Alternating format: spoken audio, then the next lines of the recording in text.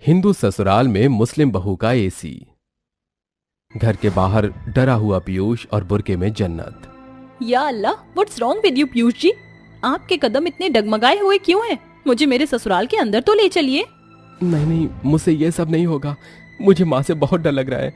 अगर उन्हें पता चला कि मैंने दूसरे धर्म की लड़की से शादी की है तो जीते जी मार डालेंगी। गीदड़ की तरह कदम पीछे हटाना बंद करिए। अरे आप मुझ जैसी मुसलमानी के शौहर हैं, जरा रौब और रुतबा लाइए। अम्मी जान आपको कुछ नहीं कहेंगी, मैं साथ हूँ ना। और मैं इतना सारा दहेज का सामान लाई हूँ, हो सकता है अम्मी जान दहेज देखकर हमारे रिश्ते को अपना ले। शायद तुम ठीक कहती हो जन्नत, चलो अंदर चलते हैं। हे भगवान बचा लेना मुझे अम्मा से। ये कहते ही पीयूष घर की बेल बजाता है, जिसे सुनकर उसकी बहन ट्विंकल दरवाजा खोलती है और अपने भाई को किसी बुरखे वाली मुस्लिम लड़की के साथ देखकर फौरन अपनी माँ हेमलता को बुला लेती है। अरे क्या हुआ मरजानी, क्यों बुला रही है मुझे? जैसे कोई तूफान आ गया हो। लगभग वही समझ लो माँ। अरे समाज वाले तो हमें छोड़ेंगे ही नहीं। देखो तो जरा, भाई किसी मुस्लिम लड़की के साथ आए हैं और गले में फूलों का हार देखकर मुझे लग रहा है कि इन दोनों ने भी शादी कर ली है। क्यों भैया? हाँ माँ, मैंने जन्नत से निकाह मतलब हमने शादी कर ली, क्योंकि मैं इससे बहुत प्यार करता हूँ और आप ऐसा कभी होने नहीं देती, इसलिए डायरेक्ट शादी करके यहाँ घर आ गया। मुझे माफ कर दीजिए। अरे नास पीटे निगोड़े बेशरम निखट्टू, हरे एक बार तो अपनी माँ की परवाह कर लेता, लेकिन नहीं। अरे आसपास के लोग मेरा जीना हराम कर देंगे, जो तू हिंदू परिवार में मुस्लिम लड़की ले आया। हे भगवान भैया, ये आपने क्या कर दिया? अब कोई मुझसे शादी भी नहीं करेगा। अरे ट्विंकल बाजी, आप ऐसा मत सोचिए, मैं आपके लिए एक बेहतरीन शौहर ढूंढ के लाऊंगी। कोई जरूरत नहीं है तुझे अपना जहमत उठाने की, मैं कर लूंगी अपनी बेटी के लिए। कान खोल कर तुम दोनों सुन लो, मुझे ये रिश्ता मंजूर नहीं है। प्लीज माँ मान जाइए, मैं जन्नत के बिना नहीं रह सकता। कम से कम एक मौका तो दीजिए। जी अम्मी जान, मान जाइए। कब तक ऐसे खड़ा रखेंगी हमें? बहुत गर्मी हो रही है। मैं तो दहेज का सामान भी लाई हूँ, double door fridge, AC, double bed, automatic washing machine भी। ये सुनकर दोनों माँ बेटी खुश हो जाती हैं। माँ मान जाइए, वैसे भी अब तो भैया की इनसे शादी हो गई है और हम एसी में मजे भी करेंगे। हमारे पंखे काम कहाँ करते हैं वैसे भी। ठीक है, मैं तुम दोनों को इस घर में आने की इजाजत दे देती हूँ, पर कान खोलकर सुन ले मुस्लिम बहू, मैंने तेरे को अभी पूरे दिल से नहीं अपनाया है। कोई बात नहीं अम्मी जान, मैं आपको मना लूंगी। तभी हेमलता अपनी मुस्लिम बहू की आरती कर गृह प्रवेश करती है, जहाँ उसके दहेज का सामान घर के अंदर आता है और वो एसी मुस्लिम बहू अपने कमरे में लगवा लेती है, जहाँ एसी की ठंडी ठंडी हवा लेने के बाद वह पीयूष से कहती है, या अल्लाह, इतना सुकून आ रहा है एसी में बैठकर, मैं आपको बता नहीं सकती। इतनी गर्मी है कि बिना एसी के रहा ही नहीं जाता। तुम बिल्कुल ठीक कहती हो, गर्मी ने तो जान ले रखी है। तभी दोनों माँ बेटी अंदर आकर कहती हैं, अरे बेटा, हमारे कमरे का पंखा ऐसे चल रहा है जैसे कोई हाथ से बींजना हिला रहा हो। तुम दोनों को कोई अफसोस ना हो तो हम दोनों कुछ देर एसी में रह लें। हाँ अम्मी जान, बिल्कुल रह लीजिए, ये भी कोई पूछने वाली बात है। अरे गर्मी ही इतनी हो रखी है। मैं तो कहता हूँ माँ, अपना ही समझिए सब कुछ। हाँ बहू बेटा। दोनों माँ बेटी उनके कमरे में सोफे पर बैठकर आपस में बातचीत करने लगती हैं। अरे वाह ट्विंकल बेटा, कितना अच्छा लग रहा है एसी में, एकदम ठंडी ठंडी हवा हाथ पैरों में लग रही है। काश माँ हम रात को यहाँ पर सो भी पाते तो मजा आ जाता। ऐसा लग रहा है जैसे हम कश्मीर में हैं। देखा आपने अम्मी और बाजी मान गए और कैसे एसी में आकर बैठ गई है। अच्छा ही है, मुझे डर था कि माँ हमें अपनाने से मना कर देंगी, कम से कम एसी के बहाने करीब तो रहेंगे। कुछ देर बाद माँ बेटी अपने कमरे में चली जाती हैं, जिसके बाद वो दोनों सो जाते हैं। अगले दिन जन्नत हेमलता से कहती है, अम्मी जान, मैंने सुना है पहली रसोई में कुछ अच्छा बनाया जाता है, तो मैं क्या बनाऊं? नहीं, तुझे हमारी रसोई में जाने का कोई अधिकार नहीं। मुस्लिम होकर तू पता नहीं क्या क्या खाती होगी, मांस, मच्छी, मटन, बिरयानी। हम तेरे हाथ का खाना भी नहीं खाएंगे। जाकर अपनी अलग रसोई बना। अम्मी जान, ऐसा कुछ भी नहीं है, मैंने मांसाहारी खाना छोड़ दिया है। शादी के वचन लेते हुए मैंने एक ये वचन भी लिया था कि इस घर के लिए जो हितकारी होगा मैं बस वही करूंगी। अम्मी जान यकीन मानिए, मैं शाकाहारी खाना बनाऊंगी, आपका सारा काम करूंगी। ठीक है, जाकर काम कर। ये सुनने के बाद जन्नत रसोई में खाना बनाती है, जहाँ ट्विंकल उस पर निगरानी करती है। जन्नत के हाथ का खाना खाकर माँ बेटी को बहुत अच्छा लगता है, लेकिन वो उसकी तारीफ नहीं करती। वक्त गुजरता है। मुस्लिम बहू के लाए हुए एसी का इस्तेमाल सबसे ज्यादा हेमलता और ट्विंकल करते हैं। साथ ही दोनों अब जन्नत को घर के कामों में उलझा देती हैं। वो जैसे ही थोड़ी देर के लिए बैठती है तो उसे कोई न कोई काम पकड़ा देते हैं। कभी ढेर सारे कपड़े धोना तो कभी ढेर सारे बर्तन साफ करना। गर्मी में उससे ज्यादा खाना बनवाते थे। कभी कभार तो पसीने से वो लथपथ ही हो जाती थी। तभी जन्नत अपने कमरे में एसी में बैठने जाती तो ट्विंकल कहती, अरे भाभी, आपको बैठने की क्या जरूरत है? देखिए, मैं एसी में अभी आराम फरमा रही हूँ। रसोई गंदी पड़ी है, जाकर साफ कीजिए। ठीक है, मैं अभी जाती हूँ बाजी। हाँ तो बहू, पीयूष ने बोला था कि एसी हमारा ही है। अब मुझे बार बार तो मियाँ बीवी को डिस्टर्ब करना अच्छा नहीं लगता, इसलिए ये एसी मैं अपने कमरे में लगवा रही हूँ। जी अम्मी जान, लगवा लीजिए। कुछ देर में ही हेमलता बहू का एसी अपने कमरे में लगवा लेती है, जिससे दोनों माँ बेटी कमरे में एसी के सामने पहल कर सोती हैं। वहीं दूसरी ओर जन्नत परेशान हो जाती है। उसे परेशान देखकर पीयूष कहता है, मैं जानता हूँ जन्नत, तुम्हें एसी में रहने का शौक है और वो माँ ने अपने कमरे में लगवा लिया है। मैं माँ से बात करूँ? वैसे अम्मी मुझे पसंद नहीं करती थी, लेकिन जब से एसी लाई हूँ तो एसी में ही रहती है। थोड़ा सा भी मेरे बारे में नहीं सोचा। ये सारी बात दोनों माँ बेटी कमरे के बाहर सुन लेती हैं और अपने कमरे में चली जाती हैं। पर जाने दीजिए, अम्मी जान ऐसे ना सही तो इस तरीके से तो हमारे साथ हैं और मुझे खुशी है, चाहे मुझे कितना भी काम क्यों ना करना पड़े। बिल्कुल। देखा ना माँ, आपने ये मुस्लिम भौजाई अपने आप को कितना बन रही है। इसका एसी लेकर मैंने तो गलती कर दी, लेकिन अब मैं बिल्कुल भी इसके एसी में नहीं बैठूंगी। भिजवा दे इसका एसी। पर माँ, हमें तो एसी की आदत हो गई है, एसी के बिना कैसे रहेंगे? पहले की तरह ही रह लेंगे। हेमलता गलतफहमी में आकर अपनी बहू के कमरे में वापस एसी लगवा देती है, जिसके हफ्ते भर बाद बिना एसी के माँ बेटी रह नहीं पाती हैं। गर्मी के कारण उन दोनों को फंगल इन्फेक्शन हो जाता है, जिससे उन्हें कमजोरी भी रहती है।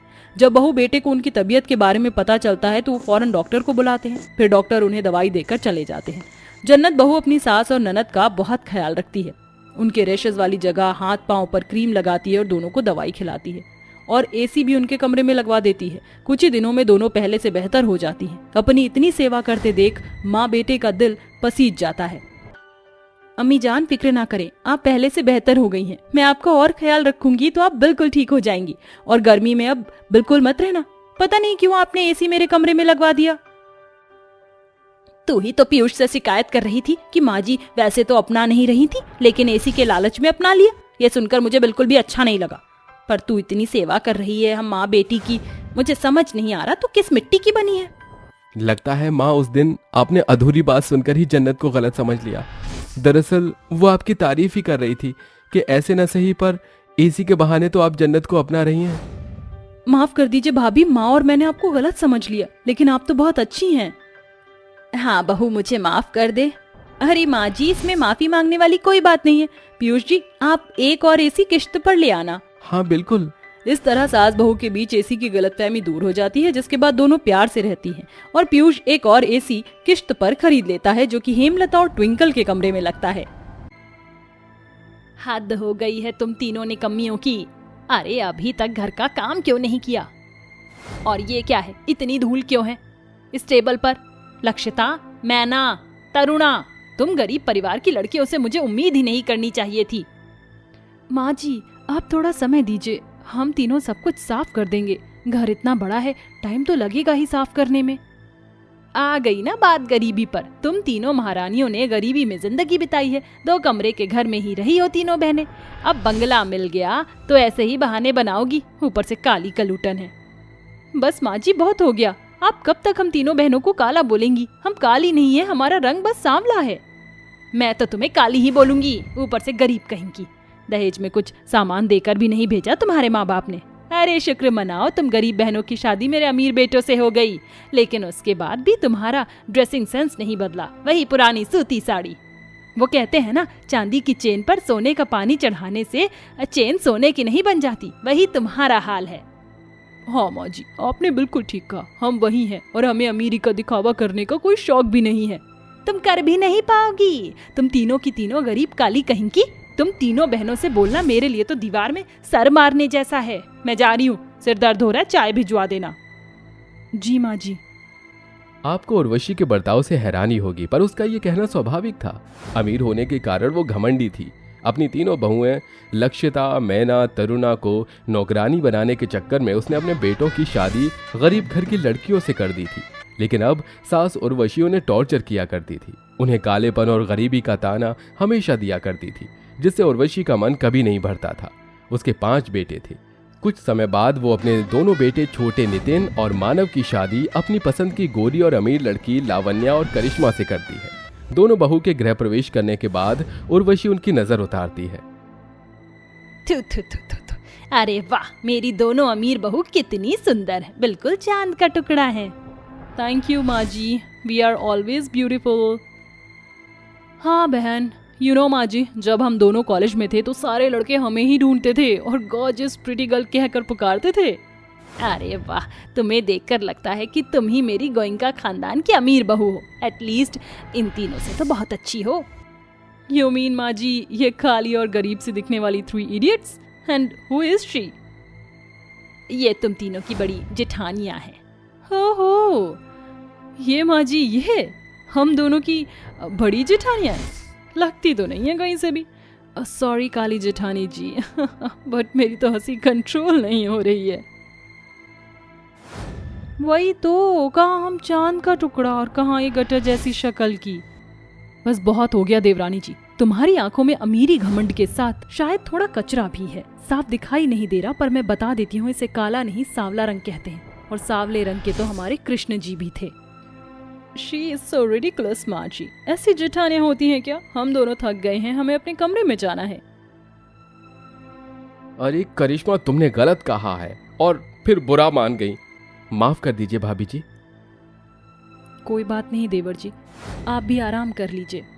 तभी दोनों बहू बेटे अपने कमरे में चले जाते हैं। अगले दिन दोनों नई नवेली अमीर बहू शॉर्ट ड्रेस पहनकर घर में रहती हैं और घर में कोई काम भी नहीं करती, उल्टा अपने गरीब देवरानी के ऊपर हुक्म चलाती हैं, जिसमें उर्वशी अपनी दोनों अमीर बहू का साथ देती है।